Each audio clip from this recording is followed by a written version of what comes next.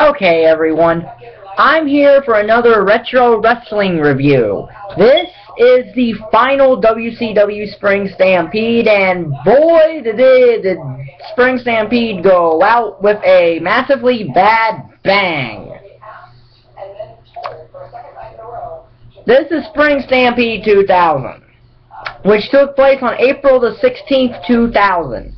Now, a little backstory leading up to the event, because there are 14 matches on this show with two one-night tournaments on it.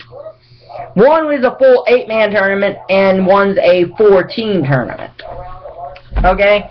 But leading into this, Eric Bischoff and Vince Russo have decided to strip all the champions of their championships, and at a Spring Stampede, you're going to crown all new champions.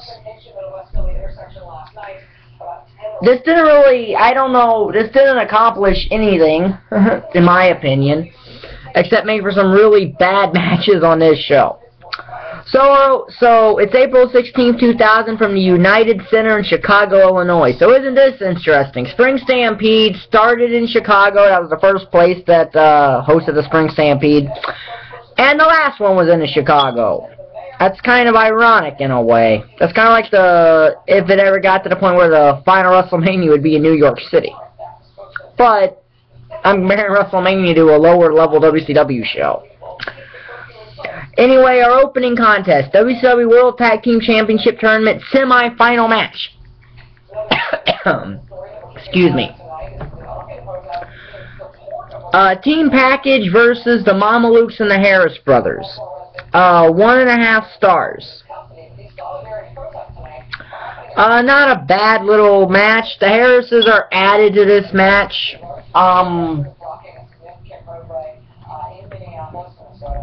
To even the odds in a way. Because two legends against what Russo called two rookies. But the Mamalukes and Harris Brothers fight, and allows the Total Package to torture act Johnny the Bull and win the match. So 1.5 stars. By the way, Ric Flair, simply not caring, didn't even put his wrestling gear on for this show. He wrestles in a polo shirt and slacks. So the next match, Jimmy Hart versus Mancow. Mancow, for some of you who don't know, is a radio personality that was based out of Chicago. Who Jimmy Hart had this DJ challenge going, and he injured Mancow's eyeball. So Mancow said he was going to get revenge on Jimmy Hart for his eyeball. This is a bad match. It's a 1/2 star only because Mancow takes a gorilla press toss outside onto his entourage. It's the only reason it's a 1/2 star. Mancow wins.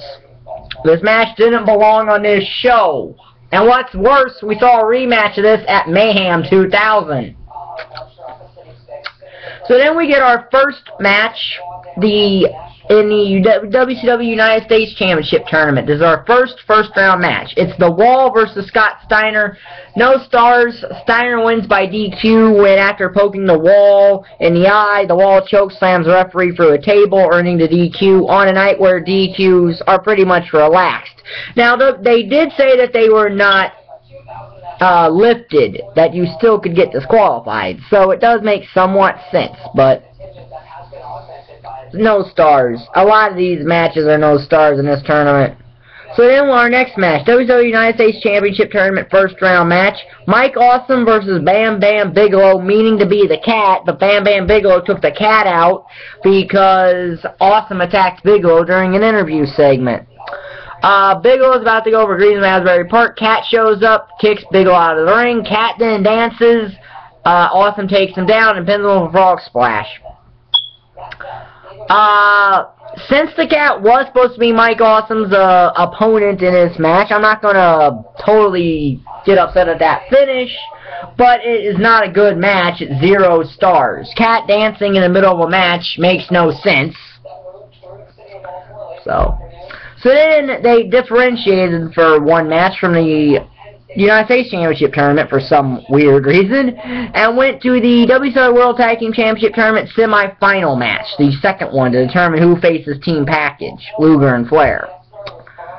And it's Harlem Heat 2000, which is Stevie Ray and Big T. For those of you who may be wondering, Big T is Ahmed Johnson. And they're taking on the Franchise Shane Douglas and Buff Bagwell, who represent the New Blood. How are Shane Douglas and Buff Bagwell New Blood when Bagwell had been there for almost 9 years, or for around 9 years at this point, and Douglas had been wrestling for well over 10. You know, if you were trying to make a stable of younger guys calling it the New Blood, that's fine, but then you do this. I've never got the New Blood because of this. Anyway, this is a no-star match, too. Franchise and Buff win after some heel miscommunication, and then Douglas hits the Pittsburgh plunge, and Big T just stands there and lets Stevie Ray get pinned. So that sets up the finals of Team Package versus Douglas and Bagwell. So then we get the best match on this card. WCW United States Championship Tournament first round match, Booker versus Sting. Why is Booker going by Booker and not Booker T? Well, he lost the rights to have the name T to Big T. Because on a Nitro or something in 2000, Booker T and Big T had a match, and the winner got the right to the letter T. WCW in 2000 and its infinite wisdom. But anyway, this is a good match. This is the best match on here, and I would say watch this match on this card, because it's the best match here. It's not long, but it definitely is the best match on this card. It's got some good back and forth action. Finish on Booker goes for a suplex, and then Sting counters with a Scorpion Death Drop. Booker also represented the New Blood, which again made no sense. But again, he wasn't in the New Blood for too long, because they kicked him out, they fired him, and he became G.I. Bro by Slamboree anyway. So, Sting wins, advances in the tournament. So the next match, WCW United States Championship Tournament first round match, the final one, Vampiro versus Billy Kidman. 1 star, Hogan shows up because, you know, him and Kidman were feuding with each other. He choke bombs Kidman on a table, through a table and all that, and then just throws him in and Vampiro pins him. Then Hogan goes back. He was going to go after Bischoff. The cops pull guns on him, and you cut away. And we start the WCW Hardcore. By the way, 1 star for that Vampiro Kidman match. So then we start the WCW Hardcore Championship match. Terry Funk versus Screamin' Norman Smiley. Half star. It's not even a good hardcore match. WCW managed to have a few unique hardcore matches, had some unique spots in them, kind of like at Spring Stampede 99 of Hack and Bam Bam. But this one's not it. It's a traditional brawl hardcore match, and Norman Smiley never belonged in this division. Sure, he was entertaining, but this was not the kind of thing to showcase him with. But I admit he was entertaining at Screamin' Norman Smiley, but this match just doesn't work. Dustin Rhodes comes in, Powell drives Funk on a chair, Funk comes back, throws a ladder on top of Norman Smiley and pins him and wins the Hardcore Championship. So then we get the first semifinal match in the United States Championship Tournament, as it's Scott Steiner versus Mike Awesome in another half-a-star match that has a run-in from Kevin Nash. So, Kidman and Vampiro had a run-in from Hogan. The Hardcore match had a run of Dustin Rhodes. This has a run-in from Kevin Nash. That's 3 straight run-ins. 3! That's 3 straight run-ins in 3 straight matches. So, Steiner eventually locks on the Steiner recliner and gets the win to advance to the finals. So then we get the final semifinal match in the United States Championship Tournament, Sting versus Vampiro. 1 star. Better than their match at the Great American Bash 2000, which is an abomination of pro wrestling that I will get to in my Great American Bash review series coming up in the month of June. Sting wins with the Scorpion Death Drop, so it's him and Steiner in the final. So then we get a Suicide 6-Way for the WCW Cruiserweight Championship. Shannon Moore versus Juventud Guerrera versus Chris Candido versus Crowbar versus the artist formerly known as Prince Iaukea versus Lash LaRue. Half star. For a Cruiserweight match, this is not that good, because the Cruiserweight action, while probably the highlight of WCW 2000, this one is just a cluster. And there's even a run-in from Tammy in here, so that's 4 run-ins on this show. So, yeah. So, half a star, Chris Candido wins. So then we get the WCW World Tag Team Championship Tournament Final. Team package is Luger and Flair versus the Franchise and Buff Bagwell. 1 star. Russo pulls the referee out, and then Chronic run in to do the height. Then Brian Adams and Brian Clark, who later became Chronic, they come in. They give the high times to Luger. So that's 5 run-ins for this show. 5. So then, Franchise covers Luger or Flair, one of the two. That's how memorable this show is. I just watched it today, and I don't even remember who got pinned in this match. One of them got pinned by one guy. Russo made the cover, and Franchise and Bagwell win the titles. So then we get the WCW United States Championship Tournament Final. Scott Steiner versus Sting. Half a star, not good, and guess what?